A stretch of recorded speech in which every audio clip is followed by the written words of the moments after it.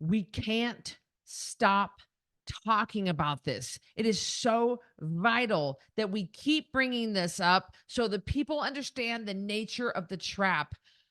Let's deep dive. Let's go through it. I'm Cristy Code Red, and you're listening to Rebel Weight Loss and Lifestyle, where we believe food holds the power to heal or poison, and we believe our society has been misled regarding proper nutrition and weight loss. You're in the right place if you're looking for some straight up truth, because I'm here to shed light on the lies and brainwashing that has taken place over the past 5 decades. Thanks so much for listening. Welcome back to another episode of Rebel Weight Loss and Lifestyle. I'm your host, Cristy Code Red, author, entrepreneur, retired professional boxer. And in this episode, we are going to jump into and deep dive into something you've heard me talk about time and time again, but maybe not quite using this certain phraseology and this certain terminology. Grazing is the enemy. Grazing is the enemy. You saw the title, you clicked on it. Thank you, by the way. You know we're going to deep dive into this subject. Well, we have got to keep talking about this so people understand how detrimental it is to us to be grazing all day long. The government tells us 3 meals and 2 snacks. That's grazing all day long. How did this even come about? I always have a good story. Of how this came about. One of my Code Red certified coaches asked me, Cristy, why is it that in Europe, they don't have the weight problem that we have? Now, of course, the UK is real close to having the same obesity rate as the US, and Australia is pretty close to having the same obesity rate as the US, but that Australia is not Europe. So what are we talking about? We're talking about what her question was, Cristy, you've been to Europe a lot, and I've been to Europe 11 times. Why is it that they don't, the most of the European cities don't have the obesity rate that we have in America? Why don't we see that? Is it because of they have banned some of the highly inflammatory, dangerous substances that we allow our food companies to add to foods? Yes, partly. They don't allow the GMO. They don't allow a lot of the seed oils. They don't allow a lot of the chemicals in their foods. They don't allow the glyphosate. They don't allow a lot of things because in their food that we allow in ours, and in the growing of our crops and things like that. I'm not saying that Europe is perfect. Believe me. I mean, they're bankrupt for a reason, and we're almost bankrupt here. I'm recording this in summer of 2024, and I'm trying to think. I think every 90 days we're adding $1 trillion to the deficit. Is that right? That can't be right. Yeah, it's something like we're not heading down a good road right now. It is absolutely imperative that every single American with that who is registered to vote in the November 2024 election. If we don't turn this ship around, the country as we know it is our society is crumbling around us every day, a little more every day. And so we're not very far off from some of the bankrupt European countries. However, we're just touching on obesity right now and how grazing is the enemy. And so how this whole thing came about. Anyway, she brought up, why don't we see the obesity rates in some of the European countries and the major European cities from the locals, not from the American tourists that we see in America. I think some of it has to do with the highly inflammatory seed oils that they don't allow in their food. They don't allow some of the chemicals. They don't allow the glyphosate. They don't allow the way that they genetically modify things. They don't allow a lot of the chemicals that we put in our foods for artificial sweeteners and the high fructose corn syrup, the food that we add to as a thickener, the maltodextrin, the carrageenan, things that are thickening agents and fillers and stuff that we know to be detrimental and deadly and dangerous to our health. They also just have a much every if you look side by side at their Quaker oats as opposed to ours, it's half of the ingredients in there that ours has. So yes, that's true. But also what I noticed, and you can comment below and tell me if you noticed this too. If you're watching on YouTube, I would love to interact with you. I would love your comments below.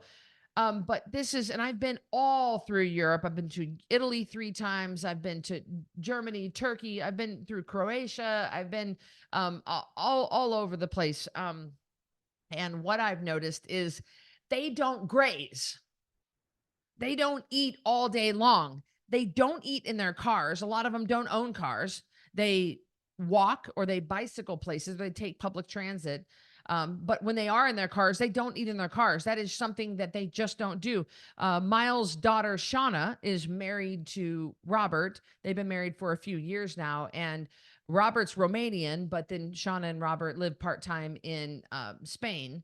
And they said, he said, the fact that you Americans eat in your car, he said, that's completely foreign to a European. We don't eat in our cars. We just don't even think about it. So we eat, and we eat all the time. Think about it. Food is involved in every single area of our life. Everything we do, we eat. We eat while we're on planes. We eat in the cars. We eat while we watch movies. We eat while we are at meetings. We eat to celebrate. We eat at funerals. We're constantly eating through everything. And when you go into a hardware store in a European city, you're not going to see Swedish Fish and Baby Ruth. You're not going to see soda machines. You're just not. You're not going to see the junk food at the checkout.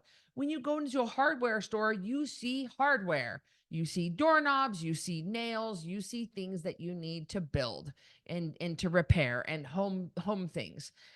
We don't in European cities, they just don't have food on at every turn. It's only since the explosion of tourism, and tourism is saving. That is the main economic what's the word I'm looking for? Staple in that area is tourism. If you go to Rome, I mean, they don't have the backbone of that's what's keeping them going is tourism. So when I tell you these cities are, I mean, the United States is the greatest country to ever exist in the history of the world. We are the best by far. These other broke countries, they're bankrupt, they're going broke. They don't have their own, a lot of them don't have their own economic products to be able to sustain, and they don't, a lot of them are communist countries, and they don't they can't uphold themselves. They have to rely on tourism. And so a lot of times they'll put junk food places that are high tourist areas because that's what Americans want. That's what the tourists want. They, the fat Americans, we want the food everywhere. But that's not naturally what they do. They don't usually have food at every turn. And so they don't graze all day long. So what I've seen and what I've experienced is normally a typical native European will get up in the morning and have coffee. And so they have a little, it's not the coffee like we do. It's not 12, 14-ounce cups. It's usually a small coffee that's heavy on the caffeine. Like it's a small shot or it's just a small cup. It's got some cream in it, or maybe not. It's usually not sweetened with anything. And they might have like a biscuit. They call them biscuits, which is like a little cookie or a croissant. They might have some cheese and prosciutto. They might have some sort of an egg or a hard-boiled egg, but they generally don't eat much in the mornings. They will have coffee and usually a cigarette. A lot of heavy smokers over there. And then they won't eat. They won't eat, you guys. They'll work all day long. They'll take a nap during the day. Usually in the summer times, a lot of the Europeans are so hot. In the European cities and areas are so hot, and it's very well known through Europe. They don't have air conditioning, so a lot of times the cities will shut down between 2, and 5 each day. And a lot of the locals will go home. The shops will shut down and everybody will go home and take a nap during the hottest part of the day. And when the day starts to cool down and evening starts to ramp up, they'll open up their shops, open up their restaurants. Everybody goes back to work until late. And then they'll eat a big meal at night. Now, when I say big, it's not even nearly as big as ours, but they do eat for a goodly amount of time. It's nothing for a European to take 2 hours at dinner, easy 3 hours at dinner, to eat from 7 until 10, to sit and visit and enjoy wine and pasta or some sort of a dish, some sort of a marsala or some sort of a dish. They'll eat a small amount, but they'll just kind of nibble at it for 3 hours and they visit. It's a thing for them. And then they go to bed. And so what you're like, what Chrissy, should we should all eat big high carb meals at night? No, no. They're just not grazing during the day. They're not eating 3 meals and 2 snacks. They're not. They're not consuming the food during the day like we are. We think about all the times that we Americans eat. We're constantly eating because there's food everywhere. Like Weight Watchers calls it BLTs, bites, licks, and tastes. BLTs, bites, licks, and taste. You got them everywhere. There's food. There's Costco samples on every single aisle. And your kid is getting a king size Butterfinger when she wins the spelling bee. They're giving out food. It's just giant portions of highly processed food for lunches, unless you pack your kids' lunch. And so we're getting them. We're getting food at every turn. We've got drive-throughs everywhere you turn. Think about it. If you stop and just in your mind kind of take your route to work, or or just think of where you go. There's candy dishes on the reception desks. They're giving away suckers at the doctor's office or the dentist. Even they have dentists have suckers. When the kids do a great job, they'll give them a sucker or something. There's food everywhere all the time. There's a candy dish, there's a sample, there's something that just came out of the oven. I just baked a batch of that. I just baked a loaf of that. Marge next door just brought over a plate of those. There's food everywhere all the time. And grazing is the enemy. It's constant. So why is this a problem? Not first of all, we're eating just complete and total garbage. And we are making it with garbage. We're making our food with white refined table sugar and white refined flour, enriched flour that is absolutely overly processed. Nothing about it is natural or normal, or it's all been bastardized. I mean, just all the way down to the crops, all the way down to our soil. Remember, our soil is deficient to begin with. So we're growing crops in deficient soil, devoid of the micronutrients that we need. So from the get-go, because we're raping our soils, we have deficient plants, and then we bastardize our plants by crossbreeding them, and we're causing them to hold to have these bigger, heavier yields that they were not even created to carry, because we're breeding them that way. We're creating them in the lab, and then we're putting them back into the seeds, and then we're growing them so huge. A normal wheat stock will have I don't know, 4 or 5 times the amount of wheat on it that it normally does if you just let it grow naturally. So, and I'm not saying that all genetic modifying is bad. I don't think it is. It's just that we are genetically modifying the crap out of our crops.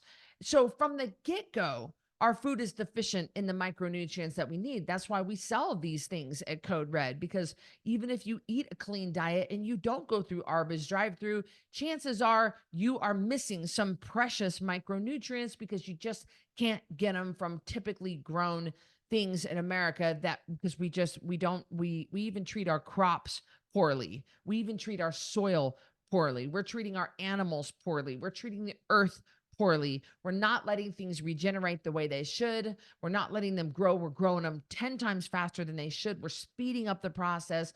It is terrible. So the food that we are eating, it's absolute garbage. Even when you eat clean, it's really hard to eat to get the micronutrients. But if you eat processed food, that's not food. It's chemically processed it's Franken food. It's just an item that looks like food and smells like food, but it's chemically designed. It's genetically designed to taste like the most fulfilling thing you've ever had in your entire life. But of course, leave your cells not nourished and hungry to where you want more and more and more. And that's how you addict a customer. You get a customer for life, and that's how they sell you more food. It's a vicious trap. And the more we understand the nature of the trap, the more we can come against it. And the more we can stand up and say, I'm not buying this. I'm going to vote with my dollar. So we have food that is terrible. We have food that is not really food, but we're acting like it's food. We're eating it all the time. We're wondering why we're sick and fat and our knees hurt and our hands hurt. And we have brain fog and we have no sex drive and we have fertility problems. Then we're eating 3 meals and 2 snacks. So we're eating constantly because the government says that's what we should do. And by the way, since those guidelines came out, we're the sickest and the fattest in human history. 88% of this country is sick and fat, overweight and sick. So our government says we need breakfast, lunch, and dinner, a snack in between, and then a snack before bed. So why is that a problem? The problem is that we are, every time you eat anything, your blood sugar goes up, doesn't matter what it is. Certain foods cause your blood sugar to go up higher and faster, but even an avocado is going to raise your blood sugar a little bit. That's not the problem. I mean, the problem is, there is a problem when it spikes really high, but the problem is when it won't come back down. You don't want the too high of a spike, but you certainly don't want it to take all day to come back down. You want a spike is not a problem. It happens with everybody. It happens with me. If I'm going to eat my ground beef from Crosso Meats, coderedlifestyle.com/MEAT, and you use the code RED at checkout for free ground beef. I eat a pound every day. Whenever I eat a pound of Crosso Meats ground beef, my blood sugar spikes. And then it comes right back down. So the blood sugar goes up. My pancreas, which is a normal pancreas, releases insulin. The insulin causes the cell to open up, and it invites the blood sugar to go into the cell to be used as energy. If your pancreas is not working very well, then it won't release insulin, or it's really slow and sluggish to release insulin. And then your blood sugar floats around the bloodstream. It doesn't have a job. Eventually, it gives up and it gets stored as fat. That's how you get fatty liver. That's how you get fat. That's how you get metabolic. You're metabolically broken if that's happening anyway. And that's how you get insulin resistant. And it's a major, major problem. It's our biggest problem. High insulin levels, high blood sugars, and high insulin levels drive disease in this country and drive cancer. That's why our metabolic assist is really good, because it acts like insulin. It acts like metformin. It causes the cell to open up, and it gives that blood sugar a job. It goes into the cell and it's used as energy instead of just floating around with no job. You know how the saying is, idle hands are the devil's playground? That's the same thing with blood sugar floating around your bloodstream and it doesn't have a job. First of all, if that blood sugar doesn't come down, you're going to die. So you got to get that blood sugar to come down. If you don't have any insulin being released to bring that blood sugar down, you're going to die. And if your cells are not recognizing the blood sugar, you're going to die, because the cells, it's like screaming at somebody with earmuffs on. You just beat up your body. And this all is, we're talking about type 2 and pre-diabetics, all is your fault. It's all lifestyle driven. It's caused by you and your bullcrap decisions, shoving too many little Debbies, shoving too much casserole, shoving too much crap in your pie hole. We're not talking about diabetics, and we're not talking about type 1s. We're not even touching on type 1s. That's a completely different subject. We're talking about pre-diabetics and type 2. So when You eat anything, blood sugar goes up, the body releases insulin, blood sugar comes back down. Blood sugar goes up, the body releases insulin, your blood sugar comes back down. If you do that over and over and over and over and over and over and over and over and over and over and over and over and over, up, down, up, down, up, down, up, down, up, down, pretty soon you overwhelm your pancreas, you overwhelm your body, and your pancreas goes, guess what? I'm out. I can't do this anymore. We're even seeing 9, 10, 11-year-olds with diabetes because even within 9 years of their life, these kids are eating absolute, complete, and total garbage. They're overweight and obese, and their pancreas is already given up. The pancreas already at 9 years old cannot keep up with the demand that the child is putting on his or her body. Parents, that's blood on your hands. I said it. I said the quiet thing. Guys, they're not going and buying their own food. Well, nope, nope, nope, nope, nope. Nope, nope, nope, nope, nope. You're the parent, not the friend. That's blood on your hands. So we're seeing these 9, 10, and 11-year-olds with diabetes because their pancreas is already beat up. So by you eating all the time, while you grazing, you are beating up your body, you're beating up your pancreas, you're becoming insulin resistant, your body can't keep up. Your pancreas cannot release enough insulin fast enough to bring your blood sugar down. You wonder why you slip into a diabetic coma. You wonder why you have high blood sugar seizures. You wonder why you're on loads of metformin or glucophage. You wonder why you can't get an erection because you have impotence caused by high blood sugars. You wonder why that wound on your foot won't heal, or you have gangrene, or you're losing a foot, you're having a foot amputated. You wonder why your eyesight from retinal neuropathy. You wonder why you can't feel anything in your fingertips from peripheral neuropathy. These are all caused by your constant grazing. We know you ain't grazing on carrots. You're grazing on crap you shouldn't be putting in your pie hole, and that's what's beating up your body. But even if you were grazing on carrots, you're still causing your body to have to release that insulin to bring the blood sugar down. You're still having to, and not even just the insulin, digestion. It takes 2/3 of your body's energy to digest food. And that means it's going to rob from other areas of your body, like your brain, in order to get the energy enough to digest the food. You wonder why you get tired after you eat a meal. Your body is having to now work overtime to digest that food. Digestion takes a lot of energy.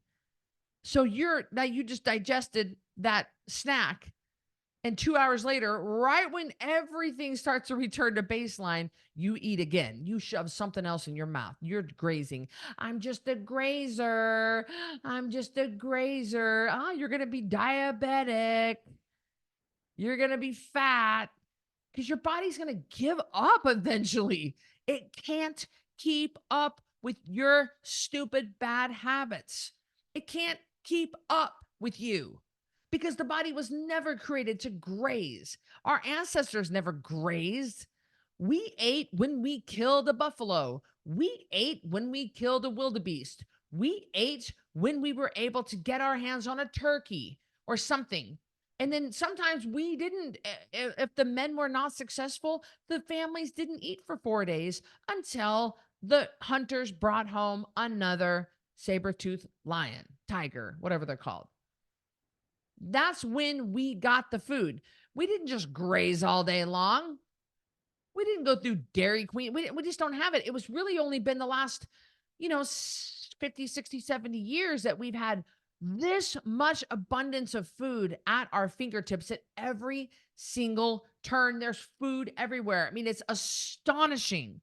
You go in down here, I live at the top of the Grove Hotel, and right down here is BSU. I mean, right, it's everywhere, but right down here is a BSU shop. You walk in to get BSU apparel, there's candy at the front desk because of impulse buying. I mean, it's everywhere. You can't turn around without having some sort of food being sold or offered to you. Of course, you control the last 8 inches from here to here. So you ultimately decide to put down your money and buy that food, open the package, shove it down your throat. So, yeah, the deck is stacked against us, but you ultimately make that choice. So it's so incredibly difficult for our bodies to digest. It takes a lot of hormones to digest food. It takes a lot of hormones to bring that blood sugar down. When your blood sugar goes up, bring the blood sugar down, especially if it's fake food. If it's Hungry Man dinners, or if it's DiGiorno microwave, that the pizza that you make that can stay frozen for 25 years and then you bake it in the oven. Especially if you eat chili out of a can, especially if it's the little hot dogs that you get that's got the corn dogs, and they're all deep fried and then they're frozen. Like, the frozen food section is disgusting. Absolutely disgusting. That is not food. That's all made in a factory. It's all made to be shelf stable with loads of chemicals in it. If you eat that stuff all day long, your body doesn't know what to do with it. It's foreign to your body. It doesn't know what to do with it. And so it's confused. It's going crazy. Hormones are out of whack. And eventually it stores it as fat. There's hardly any usable nutrients in that garbage.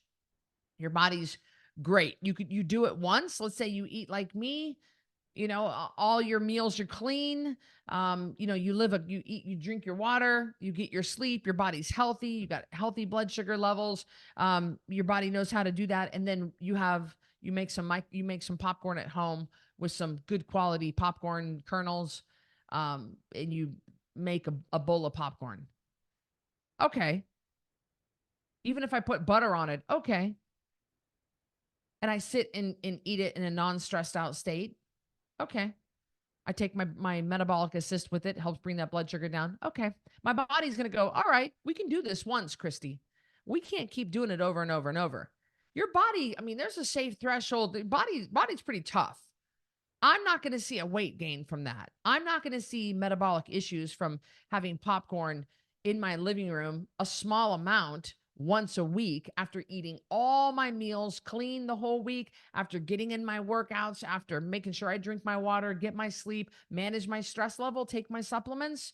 I'm not going to see a weight gain from that popcorn one time, because the body can clean it up one time. But you ain't living your life the way I do. Because if you did, you wouldn't have a weight problem. You're abusing food, sugar, and alcohol all the time. And grazing is the enemy. And you're not giving your body a hot minute to just go, oh, and return to baseline. You're not giving your body a chance to clean itself up. The magic happens in the absence of food. That's when all the fat burning hormones can come out. The glucagon, the epinephrine, the norepinephrine, all those fat burning hormones can come out, clean itself up through a process called autophagy. The lysosomes can go around like little Pac-Man and eat the misshapen proteins. Your body can clean itself up if you stop giving it food all the freaking time. That's why on Code Red, we allow at least 5 hours in between each meal. And we only eat 2 meals on a customized program. During the 10-pound takedown, we let you have 3 meals because we're just entering you into this lifestyle. But once you take the next step and you get serious about losing your weight and you want to lose 10% of your body weight every month, then we move you to 2 meals, 5 hours apart, no snacking in between. And then we customize those 2 meal times for you that's going to work out best for your life. Grazing is the enemy. You've got to give your body a hot minute to just reset and relax and recharge and recuperate and recover and all those other names. You've got to leave your body alone. And that includes sipping on anything with calories. Like, you think, well, I didn't eat any food, but you were drinking liquid calories. That's the same thing. Just because you didn't actually chew it before you swallowed it down doesn't mean your body reacts the same way. Don't tell me that caramel macchiato ain't got a lot of junk in it. Like, it's 66 grams of sugar in that caramel macchiato. Well, I drank it. First of all, Karen, you drank it all morning long. It took you 4 hours to drink that thing. So your body was releasing insulin for 4 hours as you sipped on that 66 grams of sugar caramel macchiato from Starbucks. So that counts. I don't care if it's liquid. I've seen some 1,000 calorie protein smoothies in my day. It doesn't matter if it's solid food or liquid food or mushy food or soft food or soft serve kind of a consistency or blended food or grinded food. It's going to it's going to raise your blood sugar and cause cause the insulin to trigger. And in the presence of insulin, you cannot burn fat. So we want insulin. It's a vital life-saving hormone. We just don't want too much for too long. Grazing is the enemy. And the sooner you get this, the better. Hunger equals younger. Welcome those hunger signals. When your body starts grumbling a little bit before meal 2, or maybe it's kind of getting into the evening time, you've already had meal 2 and now you guys are sitting around and it's kind of time for bedtime. You kind of started you got your blue light blocking glasses on from Swanwick. Code red 15 for 15% off at coderedlifestyle.com/Swannies. You got your blue light blocking glasses on. It's 2 hours in bed. It's 6:30, 7 p.m. You're winding down. The house is cooling down. You got the shades drawn. You already took your magnesium so you can feel your body relaxing. And now you're starting to get a little grumbly in the tummy, right? Grumble, grumble, grumble, grumble, grumble. You can hear it. You can feel it. I love that feeling. I love the feeling. I always sleep better completely empty. Not hungry, not hangry, not sweating above the lip. My blood sugar's dropping. I'm shaking. I'm passing out. I'm going into a coma. None of you guys are doing that. All right. I'm talking just feeling empty. My body has digested the food. My hormones have regulated. Everything's coming back down to baseline. And my body's starting to give a little bit of okay, now we're empty. Okay. I know I'm going to have a great night's sleep if I go to bed, if I go to sleep empty. I love the feeling of feeling empty. I do my best work when I'm empty. I do my best athletic events when I'm empty. I sleep the best when I'm empty. I think the best when I'm empty. There are people who are completely opposite of me. Coach Melanie, we ran the half marathon. All the coaches and I ran a half marathon in Jackson Hole, Wyoming on June 1st. It was a coach trip. It was so much fun. Coach Melanie, she is the type of person that needs to have a little bit of food before she does an athletic event. I know plenty of people like that. I am the kind of person that I need to have nothing, zero in my stomach. I do the best with zero in my stomach. Zero. Hunger is always a good sign.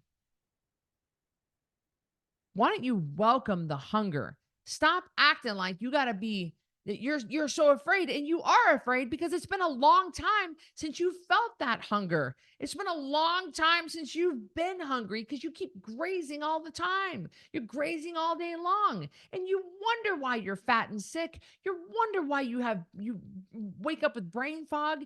You wonder why your clothes don't fit. You wonder why your hands and knees hurt all the time.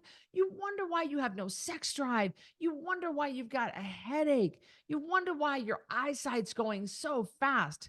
You're eating, grazing all the time, and you don't let your body have a hot minute to return to baseline. Let your body do its thing in between meals. Don't have anything except water and salt in between meals.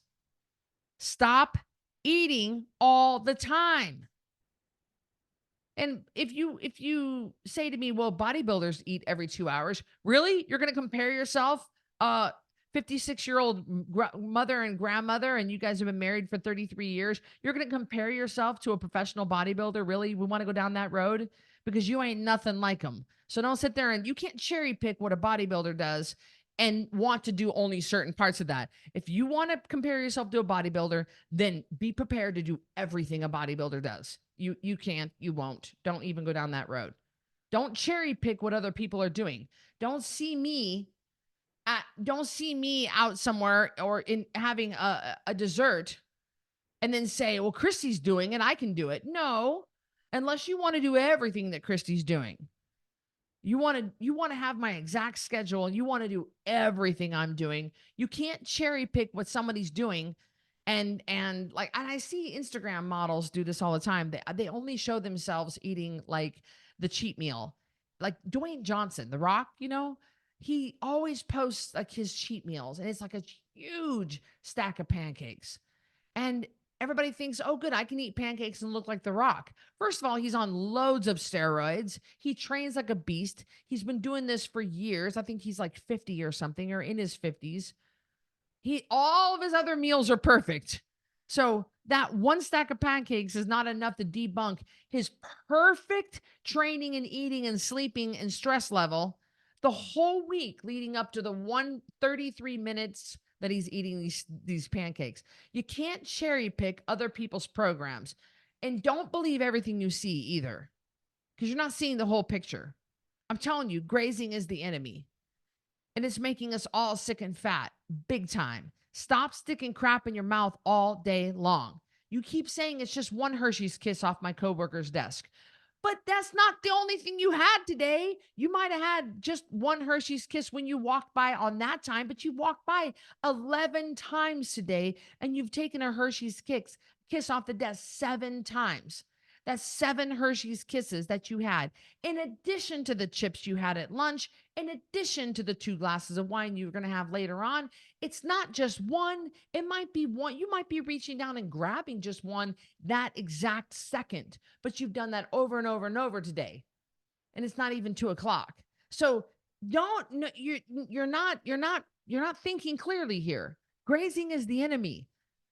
You've got to get this through your head. You've got to quit eating all day long. And I'd love it. I see these. I've had lots of registered dietitians come to me, and they're fat and sick. And they were taught in their master's program, a very difficult program to get through, by the way. The RD program at most universities is very, very slim. Like they take 10 people a year, and it's hard. And most RDs have a PhD now. And they're sick and fat because they were taught you need 3 meals and 2 snacks. So they're doing that. They're sick and fat. They're teaching their patients to do that. They're sick and fat. The doctors are doing that. They're sick and fat. The whole medical system is based around this flawed paradigm. We're being lied to. You're being lied to in nursing school. You're being lied to in medical school. With regard to this, you're being lied to in your registered dietitian school. You're being lied to in PA school. You're being lied to in the NP school. Medical system does not have it figured out when it comes to weight loss. They're prescribing Ozempic. They're prescribing semaglutide. So I wouldn't listen to people who don't look better than you, who are also sick and fat. Why would you listen to somebody who's sick and fat? It ain't even working for them. So you hear somebody say 3 meals and 2 snacks. Really? Because I'm looking at you. You don't look so good. Grazing is the enemy. The sooner you can understand this, the better. I'll see you on the next one. Thank you so much for listening to Rebel Weight Loss and Lifestyle. If you are looking for some hardcore accountability to get and keep this weight off, look no further, because I've got VIP Connection. This is the ultimate connection to me, just short of me sleeping on your couch. You're going to get 3 daily messages from me in real time directly to you. You're going to submit your weight every Friday. We're going to go over it in a weekly meeting on Sunday nights, and I'm going to give you feedback. You'll have access to a monthly VIP breakfast with me in Boise, a monthly VIP supplement box, access to any workshop, any PDF promo that I hold for that month. You'll have access to the Ringside membership. And best of all, you'll have a fully customized nutrition program written just for you. We're talking about over $3,000 total value for $397 a month, and you can cancel anytime. Go to CodeRedLifestyle.com/VIP to check that out.